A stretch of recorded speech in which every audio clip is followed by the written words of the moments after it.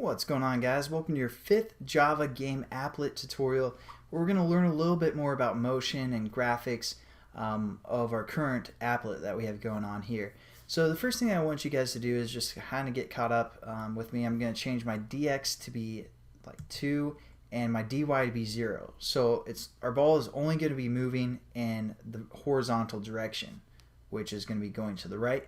And then we're going to go down to our run method of our thread. And what we're going to do is we're going to give our ball some rules, because right now he's like, oh yeah, I'm just going to go down and to the right forever. It's going to be awesome. And I'm just going to keep going. I don't really care what's going on with anything else in this applet. I'm just going to go forever. And we want our ball to actually realize that, you know, there are some rules in life and there's some rules within our applet as well. So we want to confine our ball to the borders that we give it, or the width of our applet and the height of our applet. So the first thing that we need to do is check if our ball is going off the screen to the right side. So I'm just going to run this again and show you guys what's kind of happening. As you can see, our ball just goes on forever. He's like, I'm out of here. Have fun with your applet borders, suckers. So we're going to kind of constrain his ability to go right if he is already at the border. So how we're going to do this is with the if statement. So we're just going to say if x plus dx. Again, that's what we're doing to update basically our ball here. We're just moving our x position plus whatever the change in x is. So we're going to say if that value is greater than the width of our applet, and we're going to say greater than the width of our applet, and how we do that again is this, and then we're going to say get size and then dot width, or you can just use a method get width. So I'm just going to use that method, and that gets the width of our applet, which again is 800. Now we're going to make some adjustments here in a second to this line of code, but I kind of want to show you guys the adjustments as we go. So the next thing we're going to do is we're going to say if that's the case, all we're going to do is we're going to say our x is equal to whatever the width of our applet is. So we're going to say x is this dot get width. So instead of saying x plus dx, we're going to just set x to be the width of our applet. And again, that's only going to happen if our x plus our dx is greater than the width of our applet. And then we're going to throw in an else statement. So basically, if x plus dx is less than the width of our applet, we're just going to say x plus equal dx. So again, our same update method here, and now we're going to delete this one, and let's save this, run it, and I'll show you guys what we have going on now. So again, our ball's going to the right, and then it's like, oh, I'm stopping. What's happening? I just want to keep going right. What's up with this? And also, as you notice, we have our ball cut off halfway, because again, when we draw our ball or fill our oval within our paint method, we paint it around the center of our ball. Again, that's why we had, our x position minus the radius, and our y position minus the radius, and then the width is the radius times 2. So now what we're going to do is we're going to have our ball actually stop at the border, and so all we're going to say is if our x plus our dx is greater than our width, which is 800, minus our radius, again the radius of the ball, then we're going to set our x position to this, the width of our applet, minus again the radius of our ball. So that should look a little bit better, but we'll still have one last problem. I'll show you guys that here quickly. And you can't really notice it, but there is one pixel that's being cut off. Basically what we're saying is 800 here, again the width of our applet, minus our radius 20. So if x plus dx is greater than 780, we are going to just set our x position to be 780. But again, even though the width is 800 pixels, when we draw to the canvas or draw to our applet, it starts at pixel 0. So it'll be 0, 1, 2, 3.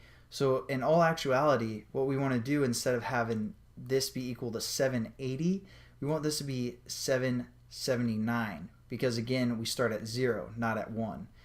So all we're going to do is we're going to subtract 1 pixel as well from where we're setting our x position to be equal to. And that's kind of a weird thing to think about.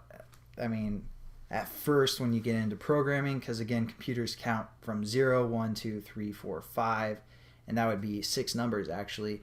Whereas if you're a human, you count 6 numbers, you're going to say 1, 2, 3, 4, 5, 6 instead of 0, 1, 2, 3, 4, 5. I don't know if that makes much sense, but all we're doing is we're subtracting 1 pixel, so we have it painted in the right position, and if we run this again, we should get that problem fixed. So as you can see, now it's stopping perfectly, whereas before we kind of had a cutoff of 1 pixel. So there we go. We have our X position pretty much set up. The other thing that we want to do is we want to have it kind of bounce off of our wall. So all we're going to do is we're going to set our dx, again that's the change in our X position, to be equal to a negative dx. So now instead of our dx being 2, it's going to be negative 2. And the next time it loops through, it's going to be like, hey, 779 plus a negative 2 is going to be less than our width, and we're going to get this statement. So let's just see that, run it. So as you can see, it kind of bounces off the wall. I just thought I'd show examples of this step by step, because again, graphics, if you guys are new to programming, kind of tricky, but there we go. We have that problem solved. Now what we have to figure out is bouncing off the left side, because our ball's like, dang it, I can't go right anymore. I'm just going to go left forever now. That's a good idea. And so we need to, have it bounce off our left border here. So let's do that quickly. So what we're going to do to fix that problem is throw another if statement in here real quickly. And we're going to say if x plus dx is less than 0 plus a radius, because again we have to factor in our radius, otherwise we'll get kind of a half circle cut off there. And then what we're going to say is, if that's the case, our x is going to be equal to 0 plus a radius, and our dx is again going to switch to bounce off the left side of the wall. And then let's change our dx so it's a little bit quicker, from 2 to 4, so it's going to be twice as fast, and save it and run it. Make sure this works. As you can see, our ball bounces off the left side, then it comes over here and bounces off the right side, then the left side, and so forth. So that's kind of how we control our boundaries. And again, we aren't subtracting 1, for those of you that are curious, from this right here, because again, 0 is the same as our starting position. So 0 plus the radius is going to paint our ball perfectly to be touching the left side border without cutting off any pixels. Oh, and I just noticed quickly also, right here we want to change this to be a negative 1 as well, to adjust for that 1 pixel that I showed you guys here. Now that we have everything set up for our X direction, we want to change our Y direction as well when it hits the the top of the applet and the bottom. So I'm just going to copy those lines of code and paste it and change our X to be Y, and our D X to be dy, and our get width to be get height. Pretty much the same concept there. And again, for our height, we want to subtract 1 pixel as well, because even though our height is 400, it starts at 0, so it's going to be 0 through 99. And then we want to subtract the radius so it kind of looks right. And so again, we just want to change all of these values to match up. So our x is going to become y's, and our dy's are going to become, our dx's are going to become dy's. And it should pretty much be, and then we're just going to delete this line of code here. And one last thing I forgot to do is just throw in an else if instead of a if. We're going to have else if there instead. So it's going to be checking for one or the other. But anyways, so now when we run our application, let's change our dy. Let's change our dy value to be, like 3 or 2 or something like that. So let's save it and run it. And as you can see, we get something like this. Our ball is now confined to the size of our applet. And he's like, dang it, man, I can't go forever. This sucks. And, it doesn't matter because he is happy to be part of our applet now.